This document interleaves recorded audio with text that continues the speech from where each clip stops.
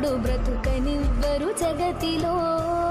హెచ్చైన వంశానికి అపకీర్తి వచ్చనేనేమి సేతో, కీర్తి గల ఇంట బొట్టి అపకీర్తి వచ్చనేనేమి చేతూ.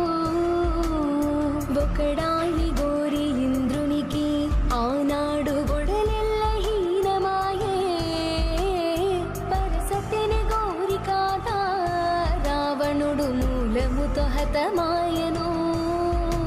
ద్రోహములు మీరు ఎరిగుండి ఇంత ద్రోహముకొస్తురా, ఆడతోడున పుట్టరా మా వంటి తల్లి లేదా మీకును.